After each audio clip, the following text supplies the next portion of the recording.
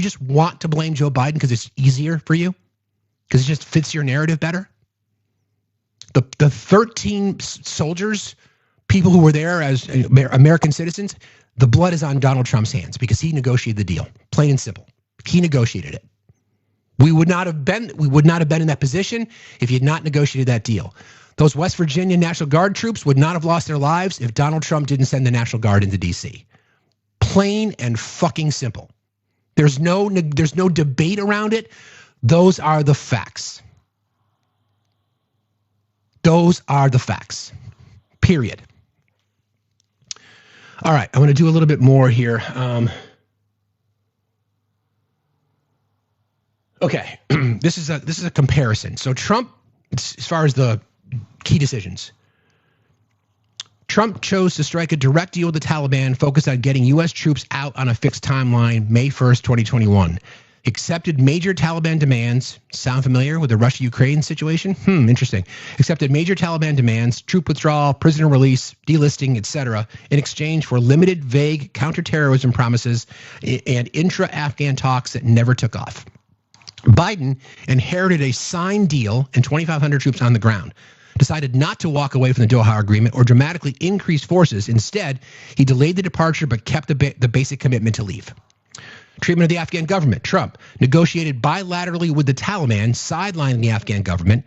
Kabul only entered intra-Afghan talks afterward from a weakened position. Pressured the Afghan government to release 5,000 Taliban prisoners, including hardcore fighters and individuals accused or convicted of deadly attacks. This is from Al Jazeera. I went back and put the timeline together, okay? Biden continued to recognize the Afghan Republic, but did not create a new, stronger framework to protect it once the withdrawal decision was made. Ultimately, accepted the political reality that the U.S. was leaving and the Afghan government might not survive without long-term U.S. support. You want to criticize Biden for that? You can. What are you supposed to do? Continue the war? What were the options at that point? You've drawn down troops to the lowest level in 20 years? Do you want to send more troops in? What would be the option? What would be the option? Now, again, because Donald Trump is a pussy-ass bitch and could not accept the fact that he lost the election, there was no transition. There was no transition. Part of a normal transition from one administration to the other would be to provide context, information, and detail on what you've been negotiating. Because that didn't happen, it's literally like you open the drawer and you find a yogurt from 3 years ago. Like, what the fuck is that smell? That's kind of what happened. Wait a minute, we're finding out about this now? What the hell are we supposed to do? Send more troops in? Send more troops in. Taliban got some of their best fighters back because Donald Trump let them out of prison. What were we supposed to do? More lives lost? More war? Okay. Trump oversaw the reduction from roughly 13,000 troops to 2,500 troops from February 2020 to January 2021 before a political settlement or ceasefire was in place. Public statements. I want them home by Christmas, signaled to the Taliban and Afghan elites that the U.S. was leaving regardless of conditions. Biden decided not to reverse the drawdown, kept troop levels very low while preparing withdrawal, announced a new end date, August 31st, 2021, but did not tie the exit explicitly to Taliban compliance with the deal. I'm gonna sneeze. No, I guess not. Kombucha, good stuff. Again, what was the Biden administration supposed to do? Purple. Okay, I said purple. Thank you. What was the Biden administration supposed to do? And I'm not defending them because, again, it was chaos, no doubt about it. But what were they supposed to do? 5,000 Taliban fighters already back in country. Part of the, the siege on Bagram. What were they supposed to do? What were they supposed to do? Prisoner release. The Doha deal explicitly called for the release of 5,000 Taliban prisoners. The Trump administration pushed Kabul hard to implement it. Congressional and later executive branch reviews described this as boosting Taliban combat strength before the final offensive. Biden. The large-scale release had already happened by the time Biden took office. Additional mass release in 2021, for example, when the Taliban overran Bagram and other prisons, came from Taliban actions, not Biden-ordered swaps. Trump set the structure, the Doha force levels, etc., and the timeline that shaped what came next. He left office before the final withdrawal. The actual evacuation and collapse happened under Biden. Biden chose the how of the withdrawal, closing Bagram, consolidating at Kabul airport, timetable of evacuations. Oversaw an evacuation of 124,000 people, but amid catastrophic scenes and the ISIS-K attack at the airport. Again, Trump made the political deal and set conditions that empowered the Taliban and weakened Kabul. Biden decided not to overturn that trajectory and executed the actual withdrawal badly enough that both the planning and the optics have been heavily criticized. That's fair criticism. He's the president. Again, what was he supposed to do? Would your argument be to send more troops in? I can't speak to anybody who served there. I'd be curious if anybody's in the chat today was in Afghanistan at that time. What was the option? What was he supposed to do? Send in more troops? To what end? To what end? So then our government makes a decision to provide an escape for translators, for logistics personnel. You don't pull troops out for, that's what, Drew. Did you hear anything that I said, Drew? Did you hear anything that was said? Again, did you hear anything about the timeline? All of this Trump set up, all of it. He did all of it. He ordered the military initially to be out by May 1st of that year. What is wrong with you, Drew? Pay attention. Try to learn something, okay? Try to learn something. I do this for free. You know, Drew, you yourself should take care of that live goal because of the education that I'm providing you. Would you have preferred that we send in more troops? See, this is the comma that MAGA doesn't want to address. Anything after the comma. Shouldn't have left when we did, comma, but the option would have been to send in more troops. What's your solution? So we have to go back in time to look at these things because now the president is just lying, saying it would have never happened. Well, you know what? If you had not negotiated the way you did without the Afghan government and then giving the Taliban everything they want, much like what Russia's getting now,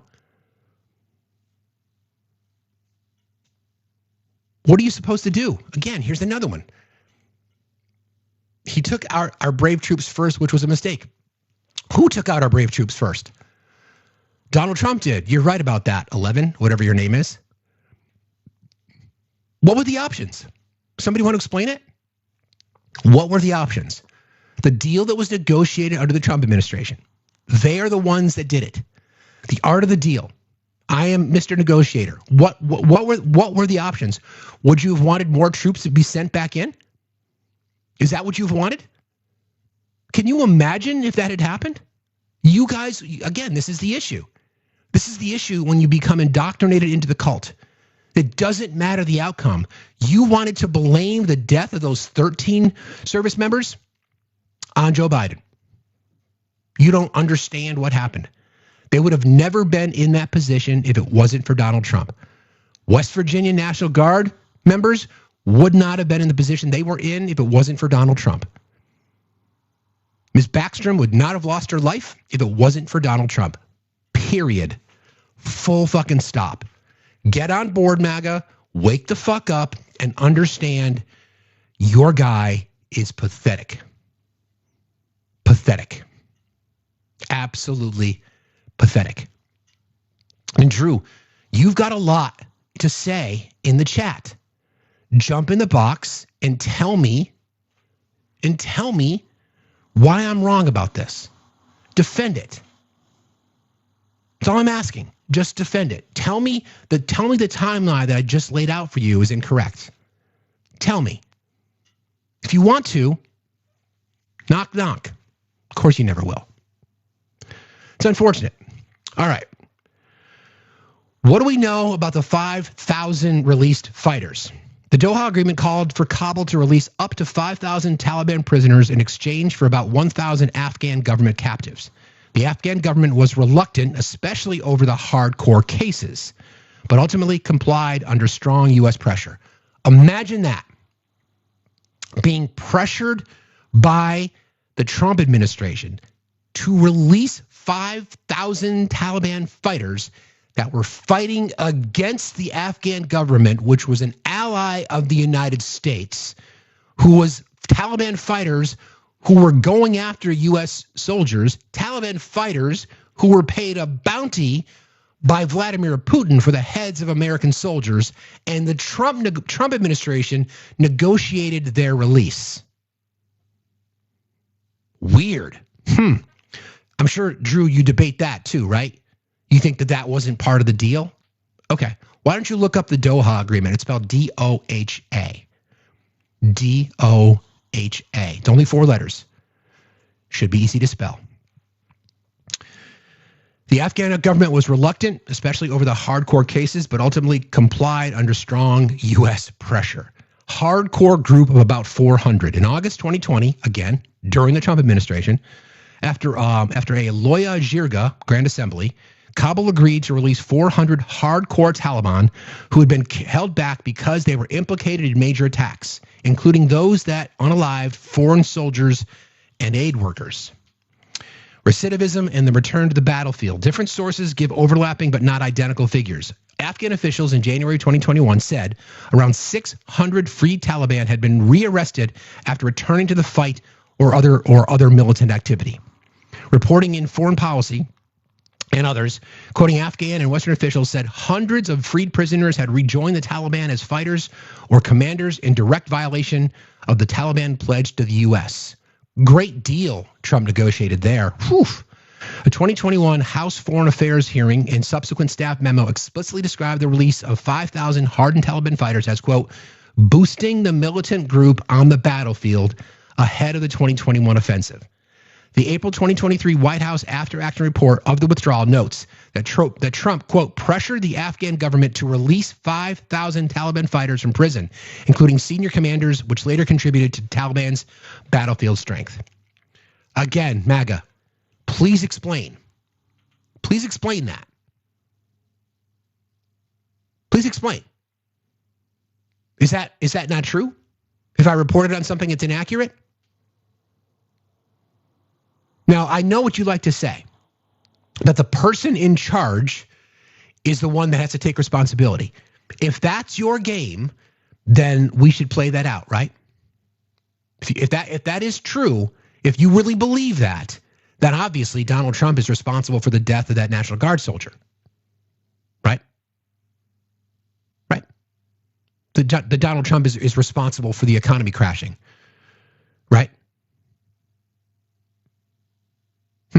Okay, I just want to make sure that I understand correctly before we continue. There is no public list of all 5,000 with names and later roles, but open sources and officials have identified a few notable cases and categories. Lashkar Gah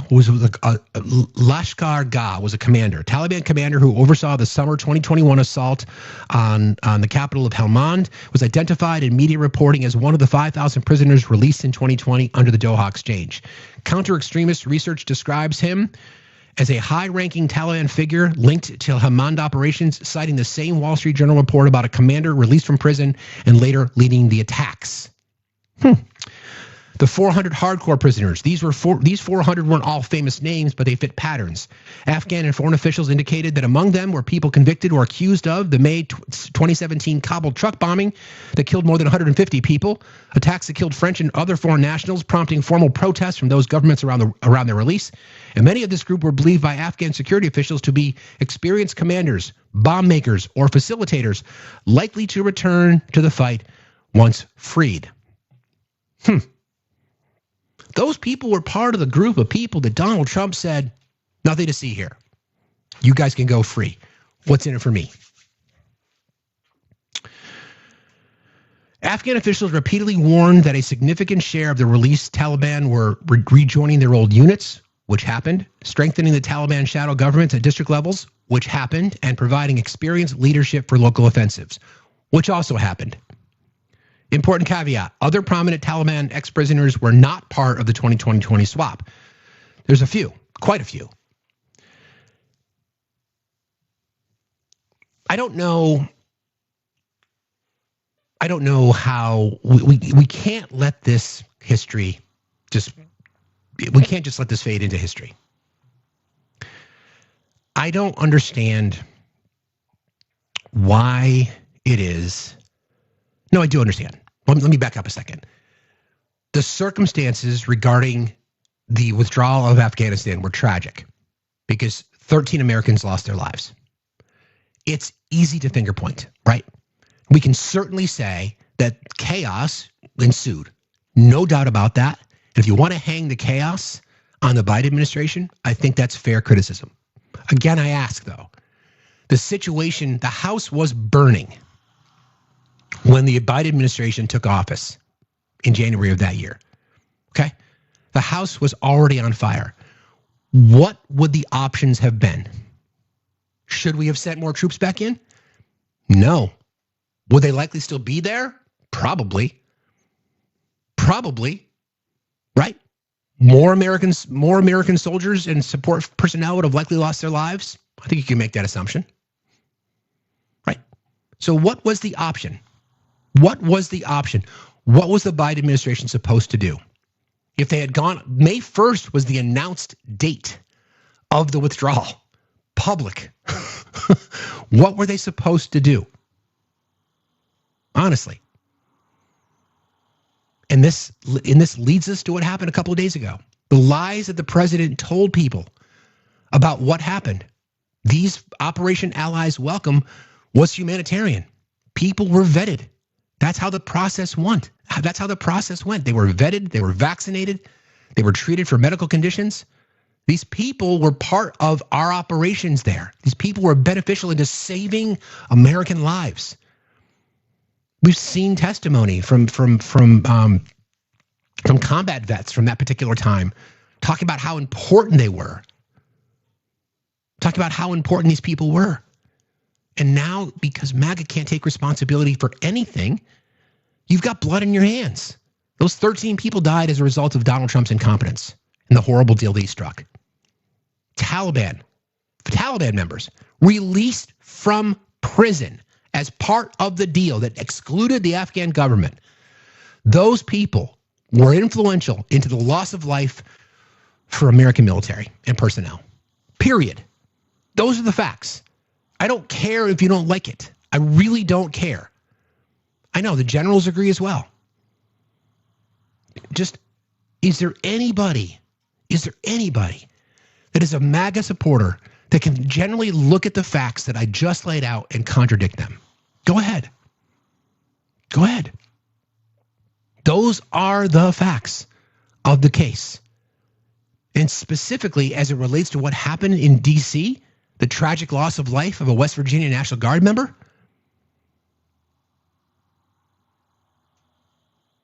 would not have happened if it wasn't for Donald Trump, period. Would not have happened. Period. And now they want to use rhetoric to clamp down on immigration even further. A National Guard officer would not have lost their life if the Trump administration had not sent them there to begin with, and if they had abided by a judge's ruling that they should be pulled out because they're there illegally. This is what you guys voted for. This is who he is. He doesn't care. He doesn't care about you. He doesn't care about the country. Greg, get in the box. You said I'm wrong. What am I wrong about? Go ahead. Request up. Some people are calling it a false flag. I don't know.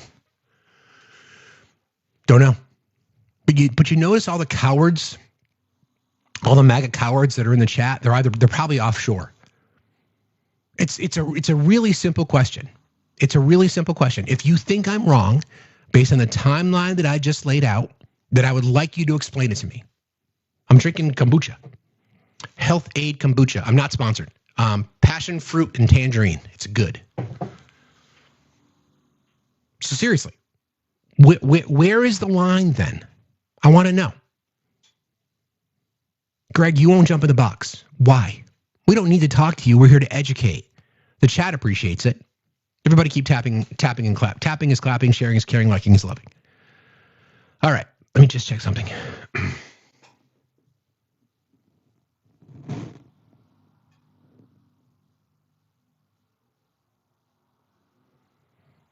Okay. That's fair, Tiff. That's fair. The governor of West Virginia should certainly take some blame as well. No doubt about it. He complied. Didn't have to send the troops. Didn't have to. It's a really good point. Thank you, Tiff. It's a really good point. Everybody involved sending those troops there. Everybody. Every single person involved in ordering National Guard troops to go to D.C., you have blood in your hands. Every single one of you. Every single one of you. They'd still be alive today. This person, Ms. Backstrom, would still be alive today. The other person involved would not be in the hospital fighting for his life. Period. But nothing to see here. Okay. All right, let me...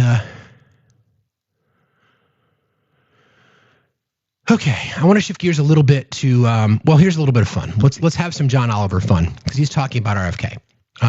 Because this is pretty wild.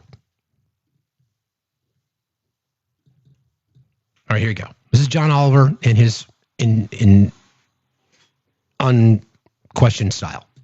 By just how wildly wrong he can be when he is spouting alarming, official-sounding statistics. We are 4.2% of the world's population. We buy 70% of the pharmaceutical drugs on Earth. 15% of American youth are now on Adderall or some other ADHD medication. When I was a kid, I always say this, a typical pediatrician would see one case of diabetes in his lifetime. Today, it's 1 out of every 3 kids who walks through his office door. 20 years ago, there was no diabetes in China. Today, 50% of the population is diabetic. So here's the thing. All the numbers you just heard him say are bullshit. Americans don't buy 70% of the drugs on Earth. We buy around 6%. 15% of American youth aren't on ADHD meds. Estimates put it closer to 5%. 1 in 3 kids don't have diabetes. It's actually 0.35%, or 1 in 285 kids. And the rate of diabetes in China is roughly 12%, not, as I think you already know, 50%. Half of all the people in China do not have diabetes. And look, we have asked our researchers to fact-check some dumb shit before on this show. Last year, we literally emailed J.D. Vance's team to ask, has Senator Vance ever had sex with a couch? And has Senator Vance ever had sex with any other furniture or household items? But somehow that was still less embarrassing than writing to multiple diabetes experts this week and asking, do half the people in China have diabetes?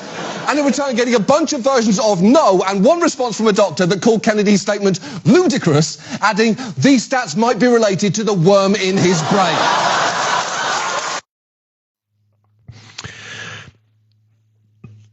But again, you know, these are the people making medical decisions for us, political decisions for us, economic decisions for us, period. Greg, get in the box or leave. It's not listening to a comedian, my guy. It's calling out the contradictions, okay? It's calling out the contradictions, and he does it with humor. Too sophisticated for you, apparently, Greg. How's the weather in Nigeria today, Greg? I'm just curious. Anyway, Savage, thank you for your kindness. Savage started the train. Appreciate your donation on the Blue app. Appreciate you very much. Hold on a second. Okay. Get in the box, Greg. You're not too bright. So, few things to kind of address, just in general. I was thinking about, you know, what it must have been like for people gathered around tables yesterday, and how far we are apart. And I don't want any of you to ever relent on the truth, ever. We take it very seriously here when we talk about the news. We have this big theory, this big, debate, not even debate, but this conversation in our mod chat. I would rather be last than correct than first and wrong. People have this desire to break news, you know, and things get crazy, things get twisted, and everybody wants to be the person who shares information first. That's not us. That's not who we are. We will wait. Ultimately, it's my call. Mods know that. They're going to provide me with information. We dissect it. We challenge it. We ask for confirmation. We ask for data. So when I read that timeline to you, I went through and put the pieces together. I used Reuters. I used Al Jazeera. I used the AP. And I put all the timeline together. If there's anything in there that's wrong, then please tell me. But I corroborate. I fact check myself. You know, by the way, the Chinese restaurant that I was supposed to get food from yesterday was freaking closed. So I had to eat damn leftovers, which was fine. Totally fine. So I had a lot of time to myself yesterday. So that's when I built that timeline, connecting the dots, because I think it's important, because you guys look to us for that. So we're gonna, if I lean in on something, I'm gonna say, you know, this is my opinion on what I see. And I'll never be shy about offering my opinion, but I'm not gonna speak something definitively, okay? Unless I can back it up. So we'll break news as it comes, but we're also gonna research it and make sure that we've got as much data as we can possibly have to back it up. All right, that's our commitment to you guys. It's working for us because that's kind of where people say they come to us and they look for that kind of objective journalism. That's kind of how we see it. So when I share sound from John Oliver, he fact checks himself, right? He just uses humor. Everything out of your mouth is your opinion. Okay. Sure, I have a lot of opinions, but I also speak in terms of facts. So Trophy, of course, he didn't want to join either. Anyway, the whole RFK debacle, the whole Kristi Noem basically sending out a non-biddable contract, giving a contract which should have gone out to bid for the production of a DHS commercial, went to one of her friends. There's this wild story about the person in Caroline Leavitt's family who got detained by ICE. There's a wild story. I cannot confirm this, but apparently either her cousin, who was married to this person, won $1 million in DraftKings, right? You know, the sports betting book, and then was having an affair or having a relationship with someone who looked a lot like Caroline. And there's stories that maybe they turned his partner into ICE so that he could get full custody of his kid. Again, I can't confirm that. That's one of the rumors that is swirling around. Would it surprise me? Fuck no, it wouldn't. It wouldn't surprise me at all. That's the world that we live in now, right?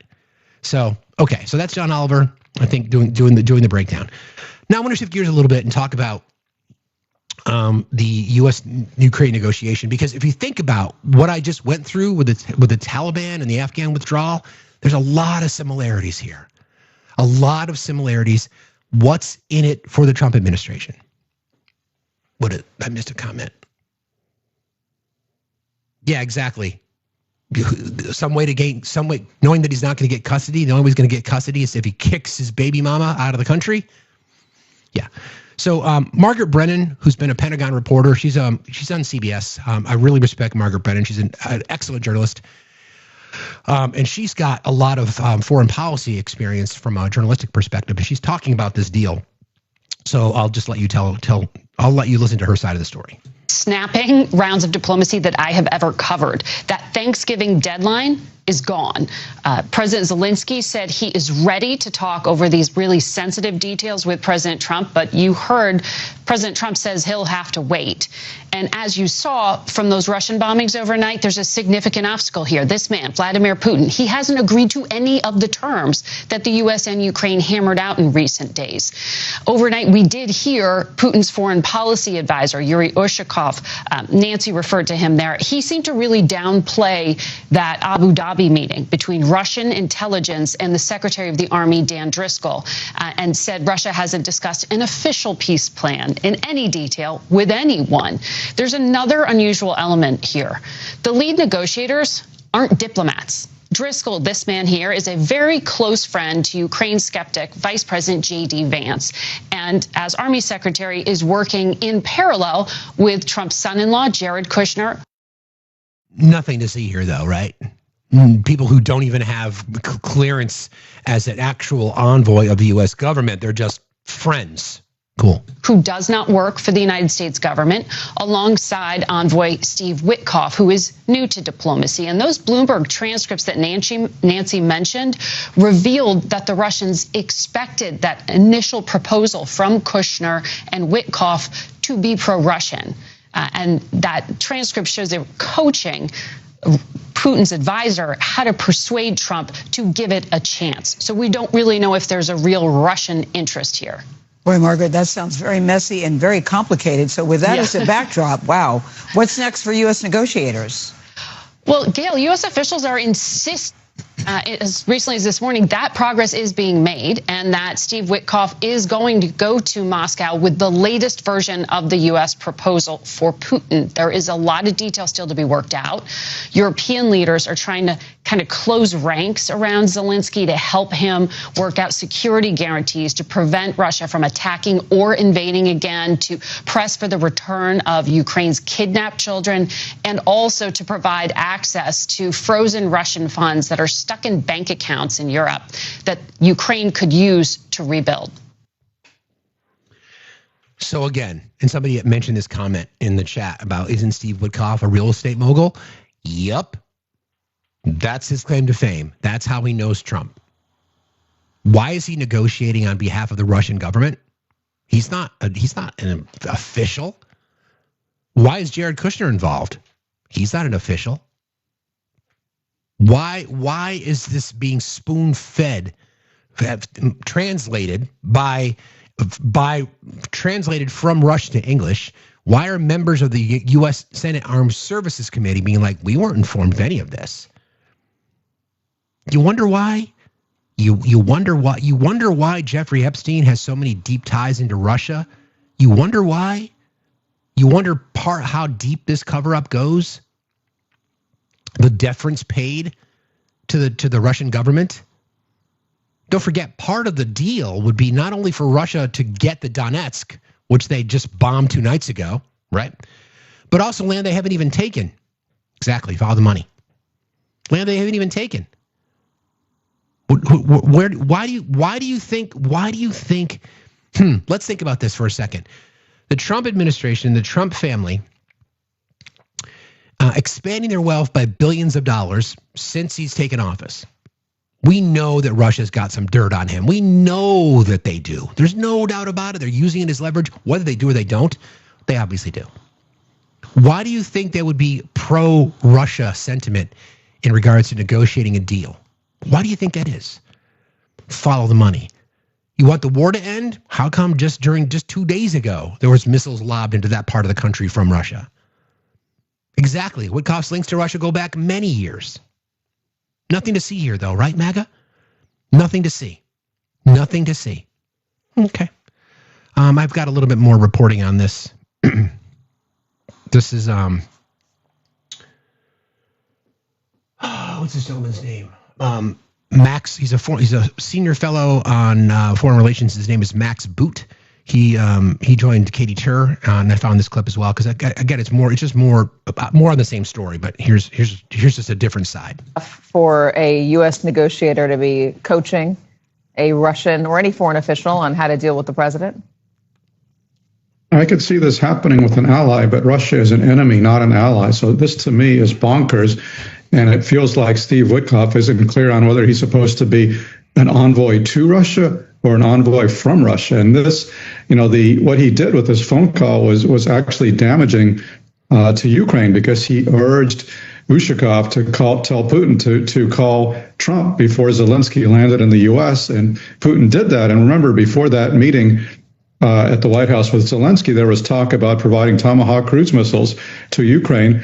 Then Putin and Trump talked before Zelensky landed, and all of a sudden, Tomahawks were off the agenda. So this seems to me sabotaging Ukraine's defense, and also, incidentally, sabotaging the prospects of successful peace talks, because it's been clear for a long time the only way to get to peace is to put more pressure on Putin. But Witkoff seems to be under the misapprehension that the way to get to peace is to pressure Ukraine. But Ukraine did not invade Russia. Russia invaded Ukraine. Putin is the only person in the world who can possibly end this war. And one of the flabbergasting things on that phone call was where Witkoff and kept insisting that Putin really wants peace. I mean, he's been saying that all year. If Putin really wanted peace, why does he keep the war going? I mean, I can't believe how credulous Witkoff is in dealing with Putin, the worst possible envoy. Right? I mean, seriously. I mean, I've had conversations recently with people who genuinely believe that Vladimir Putin's invasion of a sovereign nation was justified. That's Russian propaganda. We tell them about it. We give them examples of Russian propaganda. And they're like, well, Russian propaganda doesn't exist. Okay. Okay. Do the victors typically gain land in war? The victors? So what about the land that they haven't even... Greg, can you just get in the box? Please, just get in the box. Just, I mean, you've got a lot to say in the chat. Just, grow a vagina, request, and get in the fucking box. Okay? Seriously. Okay. It's just like, it blows me away that you would be sitting here with all the information that we have at our disposal, right at our fingertips. Right at our fingertips. And that's the argument you want to use? The justification of seizing land? If Mexico invaded the United States and they came across through Texas, should they just be able to keep their land that they took?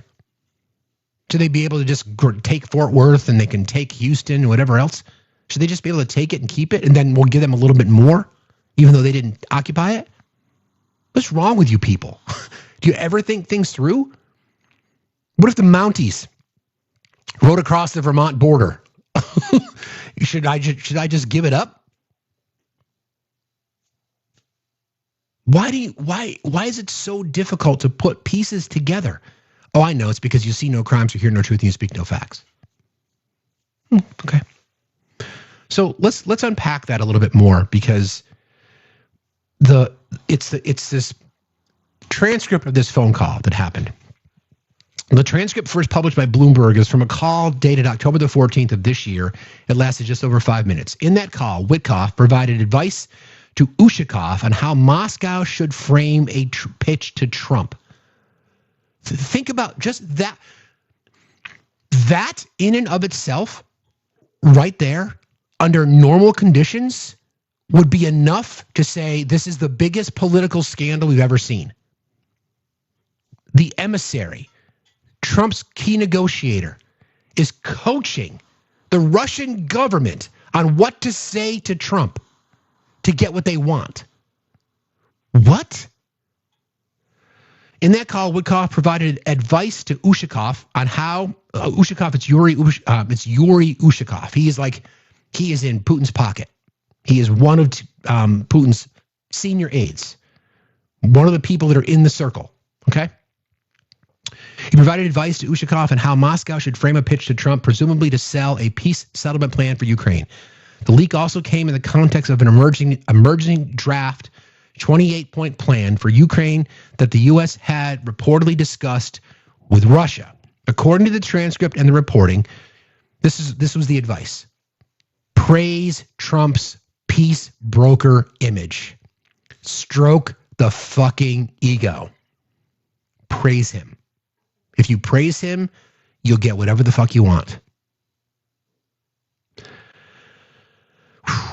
Witkoff urged Ushakov to have Putin congratulate Trump on his role in brokering the Gaza ceasefire, even though it doesn't exist, framing him as, quote, a man of peace. That, he suggested, would warm Trump to any Russia-backed proposal. We could end the show right there. We could literally end the show right there. Transcript of the call. Steve Witkoff, last time I checked, is supposedly to negotiate on behalf of the United States government in support of one of our allies, Ukraine, instead coaching one of Vladimir Putin's top aides to stroke the D, the tiny micro D that has J.D. Vance's eyeliner all over it.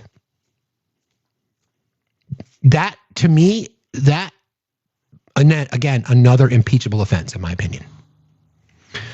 Also, this was part of the reporting from the transcript.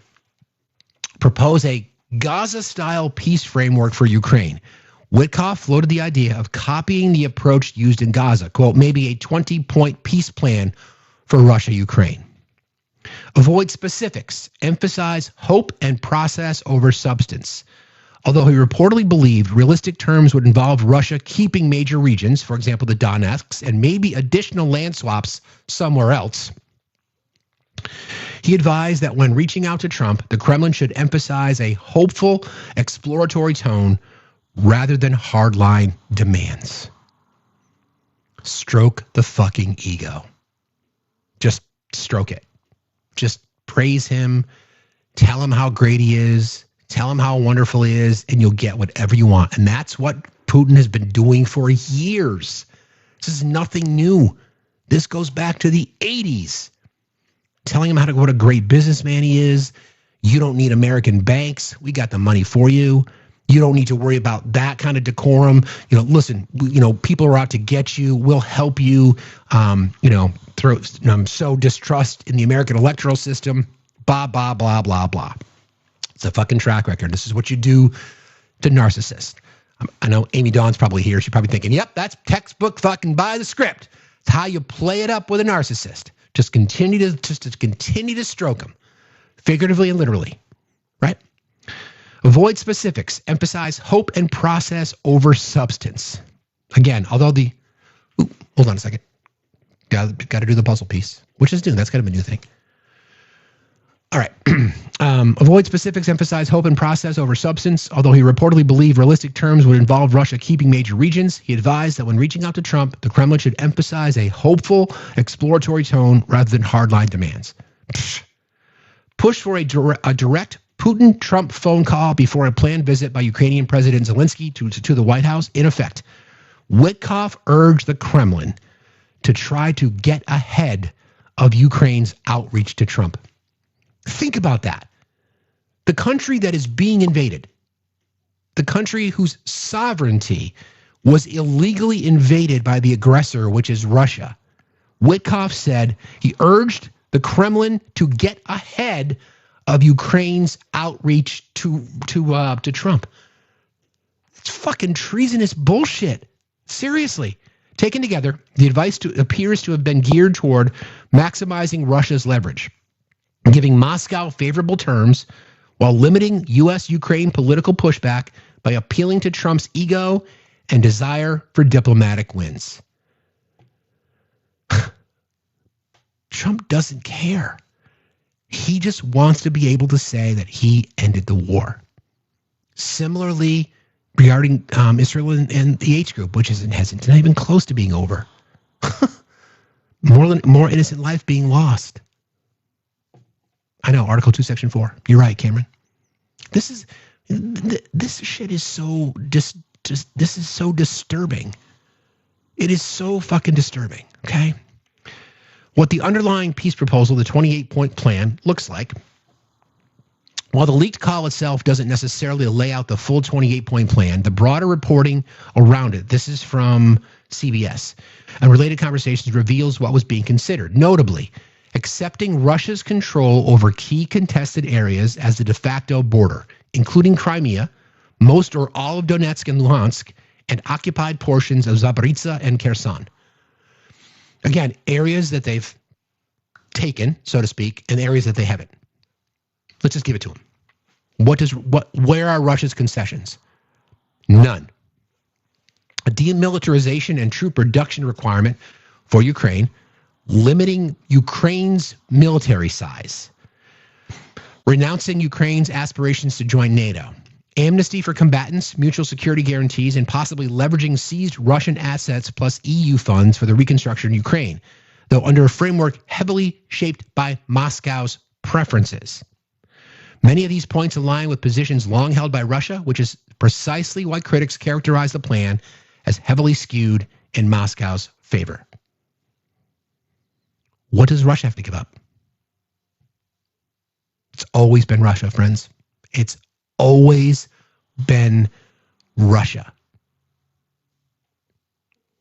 Russian money, Russian election interference, Russian support for Trump, stroking the ego, The narcissist, the fucking blowing the narcissist.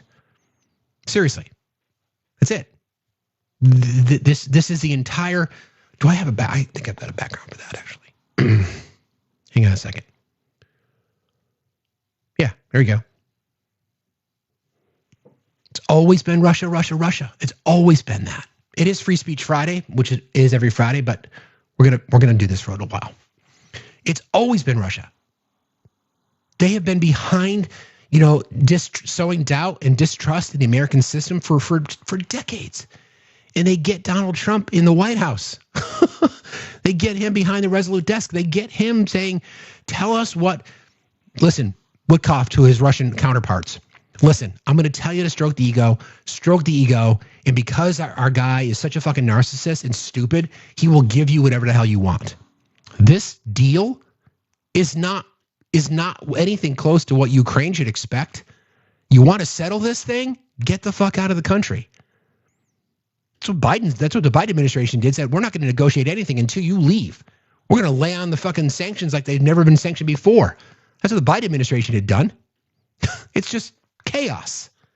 It's again, in any one, let me back up a second. When you talk about scandals under normal conditions, something like this would bring down any administration. But not here. Not in Trump land.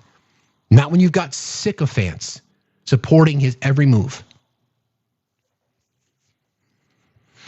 The leak triggered sharp criticism from U.S. lawmakers, both parties. Some called for Witkoff's removal or condemned his pro-Russian posture. Opponents argue this undercuts Ukrainian sovereignty, rewards aggression, and gives Russia a strategic win, all while sidelining Ukraine's interests. Ukraine, the country that was invaded, is expected to, was expected to reduce the size of their military, and they can no longer apply to be in NATO. And give up territory that wasn't already illegally stolen from them. And what does Russia have to give up? Not a goddamn thing. They get. Well, of course there's going to be criticism. Sure. Some analysts and former diplomats say the leak alone undermines trust. It suggests that top-level diplomacy in this case was being conducted behind closed doors without allied coordination, even among NATO or European partners. This deal didn't involve NATO. This deal didn't involve any European country. This was Steve Witkoff priming the pump, telling his counterpart, Urshkov, what to tell Putin to say to Trump. Putin already knows what to say to Trump. He doesn't even need advice. Oh, he's very strong. Donald, listen. We talk. I know you don't drink, but I'll have vodka. Listen, you're the greatest president to ever live. You're handsome. You're smart. You're funny. You have a way about you. You're a man of the people. You do not want war. So listen, did you hear all that? Hey, I heard it. Listen, now that I've told you all that, now that I've stroked your ego, you're going to give me everything I want in Ukraine, correct? Yeah, of course. Excellent. Glad we had this talk. До свидания. It's literally that simple. We should have learned this a long time ago, that infamous Helsinki meeting. I believe Putin over U.S. intelligence agencies. When the American president was presented with information,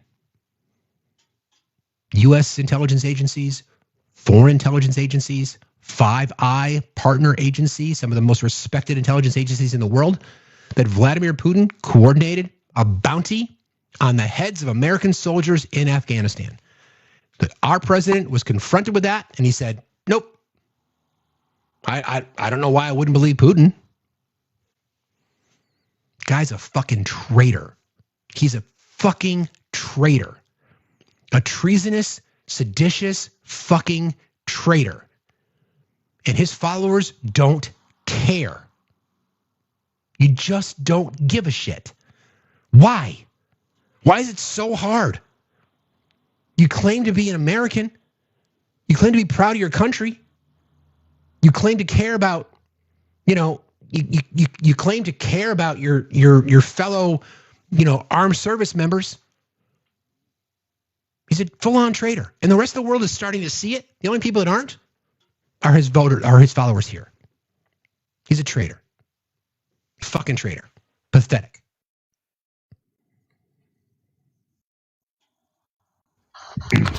Good morning, Mark. How are you? I'm great. I hope you had a happy holiday. I just have one question.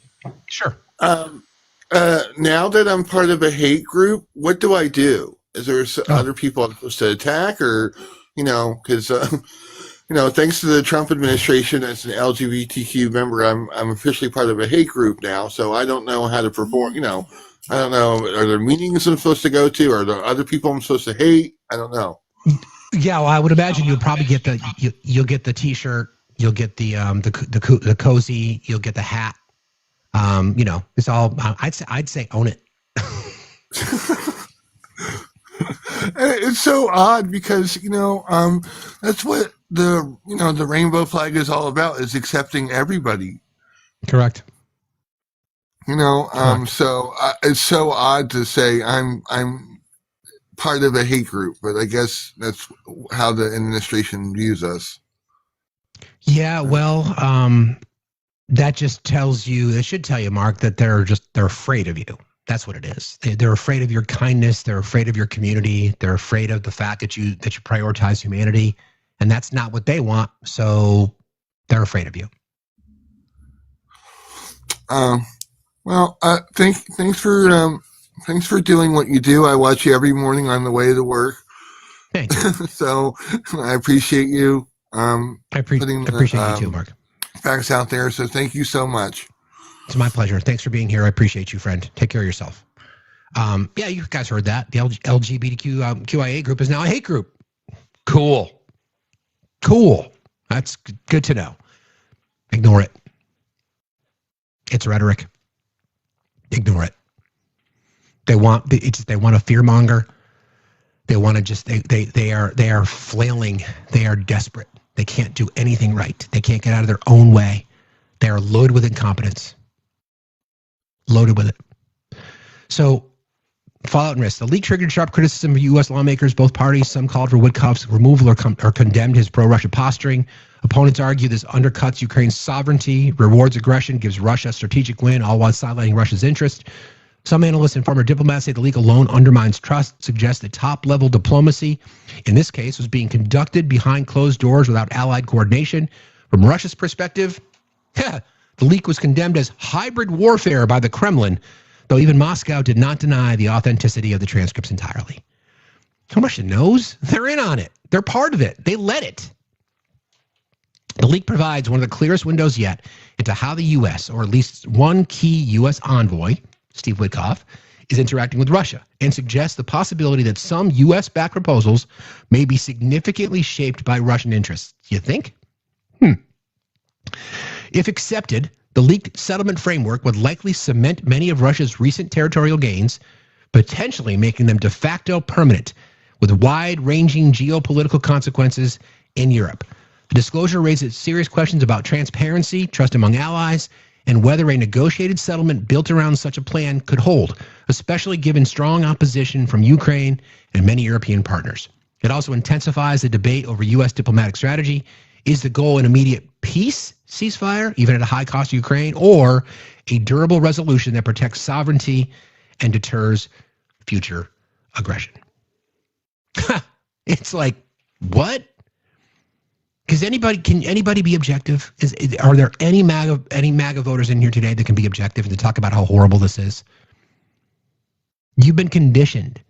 You don't know this, but you are a Putin or pro-Russia sympathizer. You grew up with Russia being the evil empire. You grew up with Russia being our long-standing adversary. And now you are paying deference to them because your boy told you that Russia's maybe not the bad guy. Okay. That's fine. Nothing to see here. So I've got a little bit more reporting on this story. This comes from, this person's name is Sarah Payne, and she has an interesting breakdown about what we just discussed and how the burden really falls on Europe. And Europe's prepared to prepare to step in.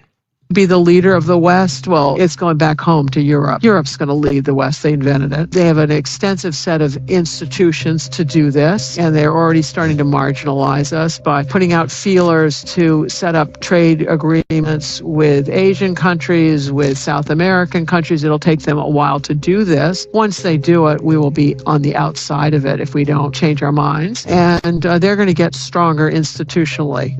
And what is it? Churchill said something about allies. The only thing worse than working with allies is trying to survive without them. That you're better off with lots of friends going after bullies in the world than you are by yourselves, and we'll find ourselves by ourselves. And other countries have tried to tangle with China all by themselves. Japan did it when China was an undeveloped country. It did not work well. It did. You want to have friends when you do this, but we're making pivotal errors, and we will pay for them. No notes. I mean, you're seeing allies just deciding that the United States is not a reliable partner. Now, it doesn't mean that we can't come back from something like this, but the lack of this is an isolationist philosophy, right? Protectionism on full display.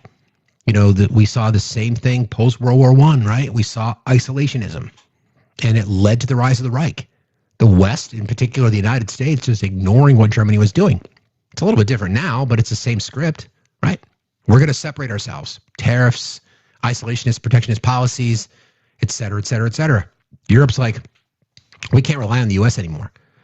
So global trade is completely being, changed, literally. Routes are being changed. And who's there to step in? It's China. It's China. They have been planning on this for decades, right? And do you know who some of the biggest investors are in China? It's the tech bros in our country. It's Elon, it's Zuckerberg, it's Peter Thiel, it's BlackRock, it's Vanguard. They are heavily invested in China's success at the demise of the United States. Our president is literally selling us out on full display. He's enriching himself every single day, billions of dollars gained in assets across the board through corruption, through lies, through deceit, through deception, through backroom deals, through negotiations that we don't even know about. We know you guys are the smartest chat on TikTok. We can put our pieces together. We can talk about why Steve Witkoff, a land developer who cut his teeth doing, is a real estate mogul along with Trump in the 80s and the 90s, and Jared Kushner, we know him. Why do you think that they're negotiating to a settlement in Gaza? They see the potential. Oceanfront property. You think I'm wrong? They see the potential there. They know that is the end game. Branded properties under the guise that will make it better. It's not going to be better for anybody other than the rich elite around the world who'll have money to continue their sex trafficking rings wherever the fuck they want, build lavish estates, multi-billion-dollar property investment, not to benefit anybody, not to benefit the people there. Give me a break. Greg, get in the box or leave. You're just stupid. Anyway, I have a little bit more on this as well. Then we're going to get into we're going to talk about Venezuela. We're going to talk about Colorado. This is a little bit more about Russian money. You're going to hear from Craig Unger. And this Craig Unger is the person who wrote the book American Compromise that I could recommend for you guys. It's about the rise. The first voice you're going to hear is Ivanka talking about her dad. This was years ago, and talking about how the Russian money influenced Donald Trump from Jump Street. So here you go. To him and saying, that guy has $8 billion more than me, because he was in such extreme debt at that point. The Russians have a particular type of mark whom they go after. They go after somebody who has... So it got a restriction, guys. I don't know why. There's no notification as to why, but I need you guys to tap like crazy, please. Tap, like, share, please gift. Those kinds of things really help us push back with the restriction. I've appealed it. Don't know how it's going to happen, though. So everybody, if you guys could gift, you could help us hit the gift goal. Whatever you have in your gift wallet, if you could send that our way, it kind of helps push the algorithm, shows us that the live is active. Comment, share. Thank you all. As business resources, perhaps some shady morals so that they're amenable to the bribery, or perhaps are in a difficult financial situation and either has political connections or aspirations. I've just described Donald Trump. He was the perfect mark for the Russians. The Russians saved him. They rescued him. He would not have gotten back in business without them. I think it's safe to say he couldn't have run for president if he'd just been a guy who was $4 billion in debt. When the Russian mafia does something, it's with Putin's permission, and it's serving his interests. Have you ever knowingly done business with what I like to call organized crime? Have they ever stopped by? I've really tried to stay away from them as much as possible. Although I must say, I have met on occasion a few of those people. They happen to be very nice people. You just don't want to owe them money. Yeah, I understand. Don't owe them money. But now, Semyon Mogilevich, he made a decision to make the move on Trump after studying Trump's 2004 bankruptcy filings. Noticing that Trump had lost his credit lines, they felt he would not be in a position to say no. A Russian real estate firm, Bayrock, started leasing space in Trump Tower. Putin needs to keep track of his oligarchs. And one way of keeping tabs is knowing where their money is. Bayrock may well have been a way of doing that. To me, that's a turning point, because what we have here is a very serious intelligence operation, and it is in the belly of the beast. It is in the home of the man who becomes president of the United States, and it was operating there for many, many years. One of the key people putting it together, Felix Sater, a lieutenant in the Mogilevich crime family, very connected into the nexus between the Russian criminal organizations and the Russian national security organizations. He became managing director of Bayrock. He himself had been convicted of 2 felonies. Slashing a guy's face.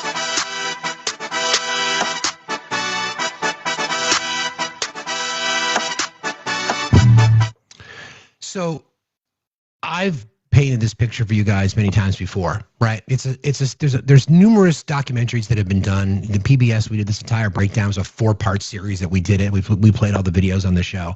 And it's important for me, for you guys to understand that this is beyond what we know publicly, meaning that there's certain things we've heard talk about the PP tape and, favoritism shown and deference paid to Vladimir Putin.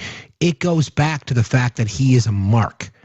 He is the perfect kind of person that the Russian mob and the KGB would target.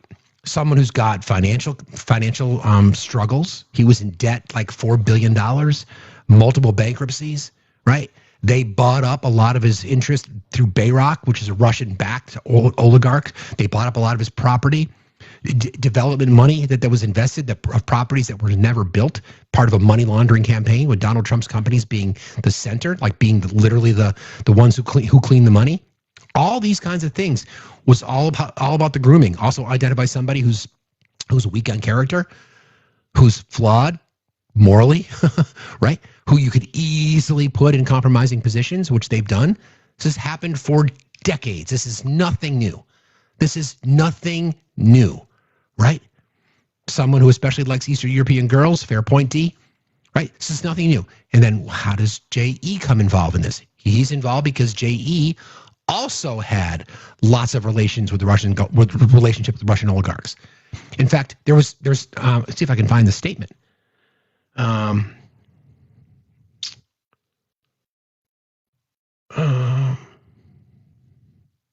From the email, there was a reference to, if you want to learn about Trump, talk to me. So this goes back Brighton Beach, exactly. So there are so many layers to this thing, and now one of the pushes to try to get more information connected to the Jeffrey files is financial disclosures, because that's where the money comes from.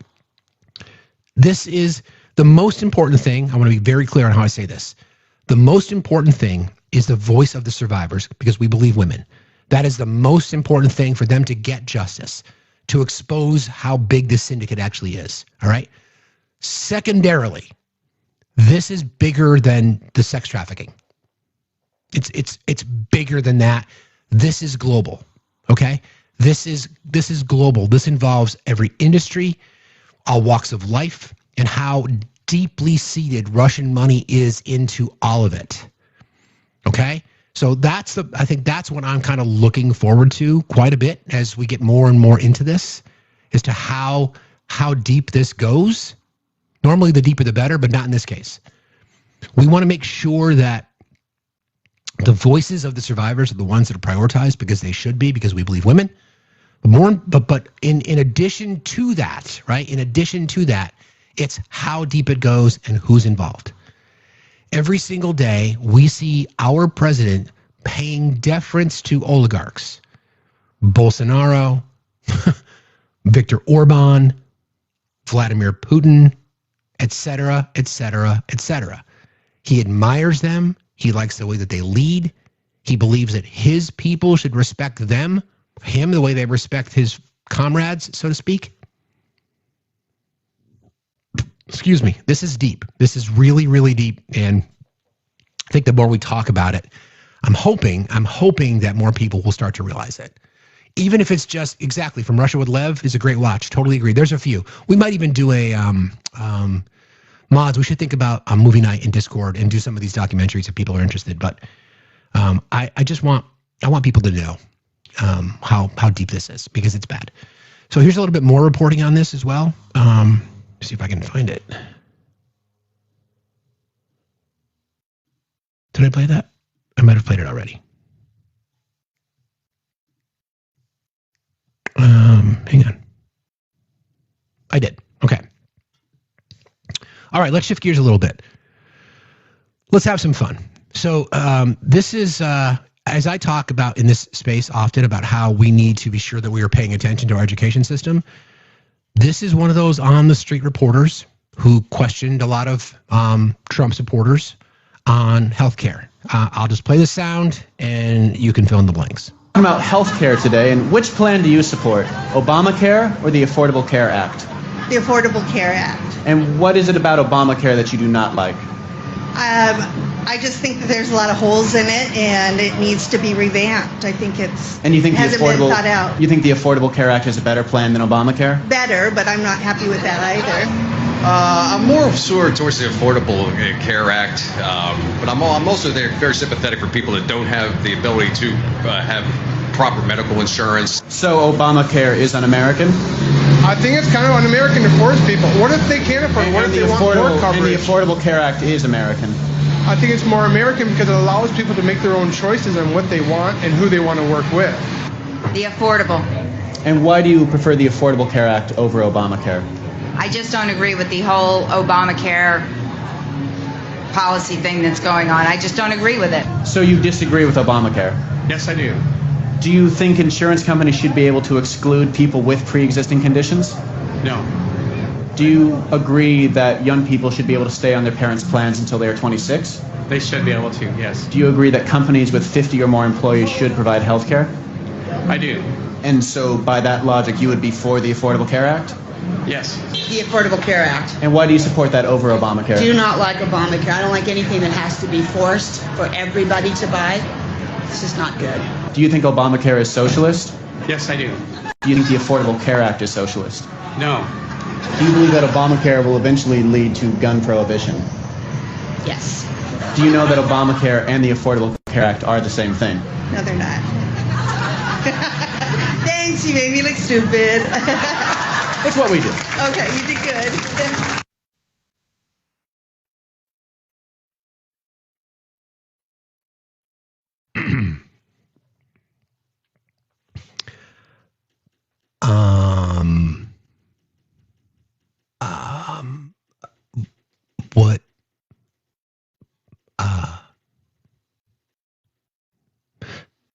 What exactly these folks vote. This is the power of messaging and branding.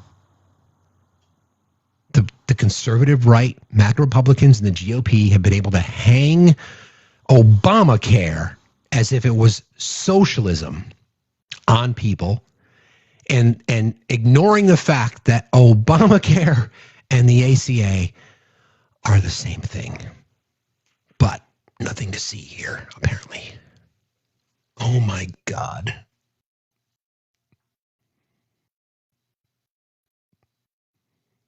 Can I just say that I'd like us to overfund and overinvest in education, please? Public education in particular. Can we please make that?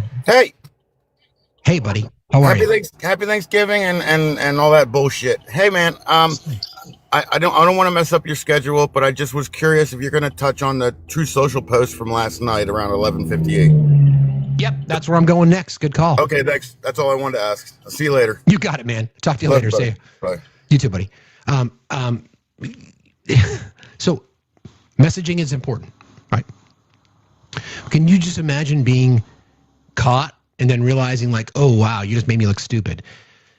Yeah, that happens a lot in these spaces every single day. Like, I don't need to try. There's a famous line in Mean Girls, the play that we just finished, one of my favorite lines of the whole show, when Katie answers a math question and she's obsessed with her new love interest in this person. Aaron says, wow, you're making us look really dumb. She's like, I'm not trying. It's just happening.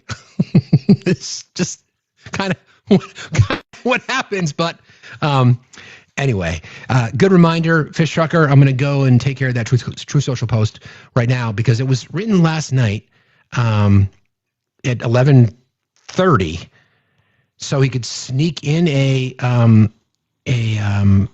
Thanksgiving message at 11:30 at night. Okay, here we go. A very happy Thanksgiving salutation to all our great American citizens and patriots who've been so nice in allowing our country to be divided, disrupted, carved up, murdered, beaten, mugged, and laughed at, along with certain other foolish countries throughout the world for being politically correct and just plain stupid, in all caps, when it comes to immigration. The official United States foreign population stands at 53 million people, census, most of which are on welfare from failed nations or from prisons, mental institutions, gangs, or drug cartels. They and their children are supported through massive payments from patriotic American citizens who, because of their beautiful hearts, do not want to openly complain or cause trouble in any way, shape, or form. They put up with what has happened to our country, but it's eating them alive to do so. A migrant earning $30,000 with a green card will get roughly $50,000 in yearly benefits for their family. The real migrant population is much higher. This refugee burden is the leading cause of social dysfunction in America, something that did not exist after World War II. Failed schools, high crime, urban decay, overcrowded hospitals, housing shortages, and large deficits, etc. As an example, hundreds of thousands of refugees from Somalia are completely taking over the once great state of Minnesota. Somalian gangs are roving the streets looking to prey, as our wonderful people stay locked in their apartments and houses, hoping against hope that they will be left alone. The seriously R-slur governor of Minnesota, Tim Walz. The president actually used the R-slur in describing Minnesota Governor Tim Walz. The seriously R-slur governor of Minnesota, Tim Walz, does nothing, either through fear, incompetence, or both, while the worst congressman woman in our country, Ilhan Omar, always wrapped in her swaddling hijab and who probably came into the U.S. illegally in that you are not allowed to marry your brother, does nothing but hatefully complain about our country, its constitution, and how badly she is treated, when her place of origin is a decadent, backward, and crime-ridden nation, which is essentially not even a country for lack of government, military, police, schools, etc. ... It continues. Hang on. Even as we have progressed technologically, immigration policy has eroded those gains and living conditions for many. I will permanently pause migration from all third world countries to allow the U.S. system to fully recover. terminate all of the millions of Biden illegal admissions, including those signed by Sleepy Joe Biden's auto pen, and remove anyone who is not a net asset to the United States or is incapable of loving our country. End all federal benefits and subsidies to non-citizens of our country, denaturalize migrants who undermine domestic tranquility, and deport any foreign national who is a public charge, security risk, or non-compatible with Western civilization. Whatever that means. These goals will be pursued with the aim of achieving a major reduction in illegal and disruptive populations, including those admitted through an unauthorized and illegal auto pen approval process. Only reverse migration can fully cure this situation. Other than that, happy Thanksgiving to all. Except those that hate, steal, murder, and destroy everything that America stands for. You won't be here for long.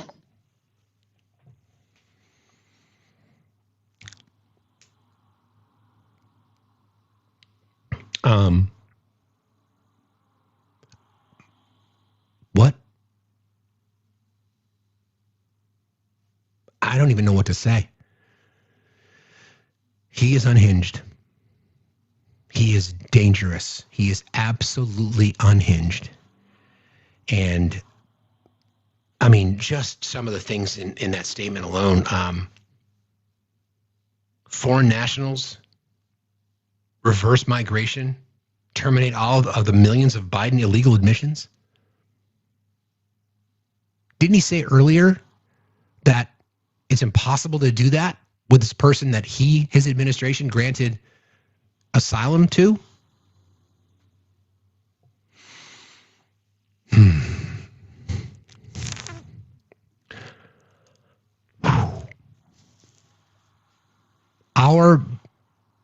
Our hero, our veteran, legend, who does all of our backgrounds, served in Somalia. He served there as a member of the army.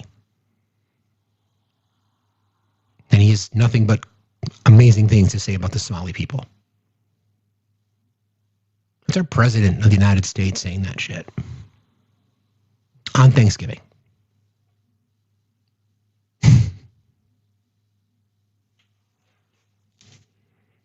And there won't be any pushback. There won't be. There won't be any pushback from the right. Although there'll be some. There'll be some people that are just disgusted. But what are they going to do about it? Is that true? Toodle, is that true that Governor Walz's response is to ask for Trump's MRI results to be released? Is that true? Can we get reporting on that? If that's true, that's beautiful. It's depressing and it's sad and it's so, like we said this yesterday, and I've done a couple of videos on this about how it's just cruelty is the point, right? Everybody is a target. Everybody. I got to appeal this. I don't even know what happened. It just goes to show you, friends, that our friends on the right are reporting because they can't handle this. Do me a solid. You guys could just tap and share, please. I'd appreciate it. Let me just check in over here. Takes the wind out of my sails to hear that kind of shit. It's just ridiculous. Maggie, thank you so much, Maggie. I appreciate you. Maggie continues to show that they're scared, soft, and weak. Thank you for all you do. I appreciate you, Maggie. Maggie started the $2 train. It's sunsetting is one thing. Like, this is from the Daily Beast. Thank you, Francis. In response to what you just heard about how the president called an American citizen and the governor of one of the most successful states we have in our country, the advancements that they've made under progressive policies, by the way, called him the R slur.